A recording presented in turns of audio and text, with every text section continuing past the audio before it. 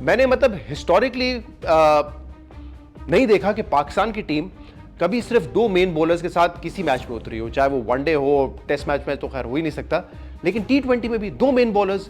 आज भी मतलब सलमान मिर्जा थे आपके पास और आपके पास उस्मान तारिक थे, बाकी आपके पास ऑलराउंडर्स की भरमार है।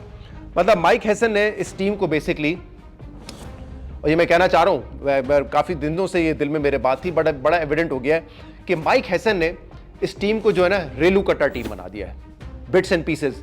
अब रेलू कट्टा कोई बहुत डिमीनिंग वर्ड नहीं है, तो ये ना ले लीजिएगा कि मैं कह रहा हूँ बहुत ही फजूल प्लेयर है। रेलू कट्टा उन प्लेयर्स को कहते हैं जो थोड़ी बहुत बैटिंग कर लेते हैं, थोड़ी बहुत बॉलिंग कर लेते हैं।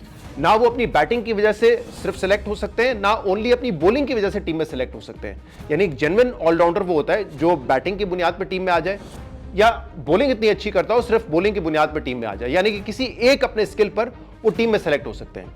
रेलू कट्टे वो होते हैं जिनको आप टीम में रखते हैं कि थोड़ी सी बॉलिंग कर ली, थोड़ी सी बैटिंग कर ली, जिसको जो इंग्लिश क्रिकेट में अक्सर वो देखते थे, काउंटी में आते थे बहुत सारे ऐसे प्लेयर्स जिसको कहते थे बिट्स एंड पीसेस क्रिकेटर, थोड़ा बहुत सब कुछ कर लेंगे और टीम में आ जाते हैं। लेकिन ज्यादातर ये होता है कि वो कुछ भी नहीं कर पाते।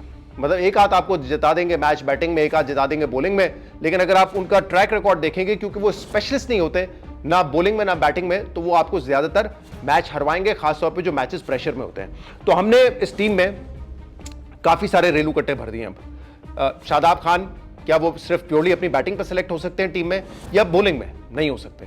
क्या नवाज सिर्फ बैटिंग या बॉलिंग पे सिलेक्ट हो सकते हैं? नहीं हो सकते। थोड़ी सी बैटिंग कर लेते हैं, थोड़ी सी बॉलिंग कर लेते हैं। फ़हीम अशरफ थोड़ी सी बॉलिंग कर लेते हैं, वो भी नहीं देते आप उनको, थोड़ी सी बैटिंग कर लेते हैं तो वो टीम में सिलेक्ट हो जाते हैं।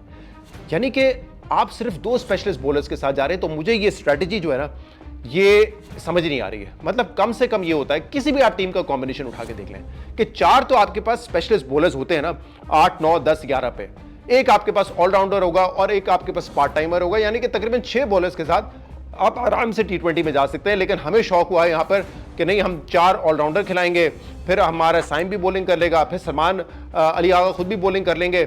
मतलब समझ नहीं आ रहा कि टीम की प्लानिंग क्या है। 9 बैटर डिफेंसिव अप्रोच, मतलब अगर आप सोचें फ़हीम से आपने सिर्फ 2 ओवर करवाने हैं, जो आज करवाए, इससे पहले तो वो भी नहीं कराए, और बैटिंग भी उनकी हार्डली आनी है, तो बेहतर नहीं है आप स्ट्राइक बॉलर खिला लें, आप नसीम शाह को खिला लें, आप किसी और बॉलर को खिला लें। यानी कि इसकी सेंस मुझे समझ नहीं आ रही। तो ये बड़ा सवाल है। दूसरा वही कि आपने शादाब को नहीं ड्रॉप किया, आपने अबरार का कुर्बानी का बकरा बना दिया। और पिछले मैच में भी हमने यही गलतियां देखी थी कि आपको पता था ऑस्ट्रेलिया के खिलाफ आपने जो सीरीज खेली, आपने हर मैच में पहले बैटिंग की और आपने स्कोर को डिफेंड किया।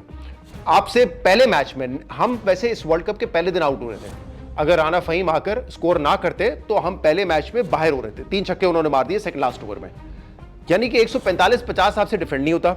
लेकिन इंडिया जैसी टीम के अगेंस्ट, जहां आप खुद कह रहे थे कि विकेट स्लो है, यानी कि विकेट तो और स्लो होता रहेगा, उस पर you tried to chase the score, जो कि वैसे भी हम चेज में बड़े बुरे हैं, लेकिन फिर भी आपने किया। तो ये कौन प्लान कर रहा था? मतलब कप्तान बैठ के, हेड कोच बैठ के ये प्लान नहीं कर सकते कि यार हमें हमारी स्ट्रेंथ क्या है, और अगर विकेट स्लो है तो, और स्पिन बॉलिंग हमारी स्ट्रेंथ है, तो ठीक है, हम उन पर काबू पाएंगे, हम 150 कर लेते हैं, फिर उनको रिस्ट्रिक्ट करेंगे उस पर।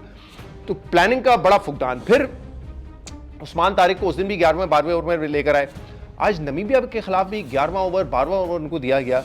उससे पहले सारे बॉलर आ चुके थे, शादाब भी आ गए, उससे पहले साइम भी आ गए, फ़हीम भी आ गए, सलमान मिर्ज़ा भी आ गए, यानी सबसे आपने बॉलिंग करा ली, नवाज भी आ गए थे, और फिर आपने उस्मान तारिक को बॉल दी। यानी कि जिस बॉलर को आप कहते हैं कि आपका वेपन है, स्ट्राइक बॉलर है, तो आप क्या चाहते हैं कि 12 ओवर तक खेलते रहे और फिर विकेट लेने आएंगे?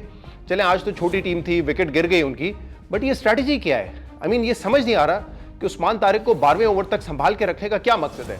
आपको तो चाहिए पावर प्ले खत्म हो, आप उसको लेकर आएं और जितना जल्दी विकेट्स गिरा सकते हैं गिराएं।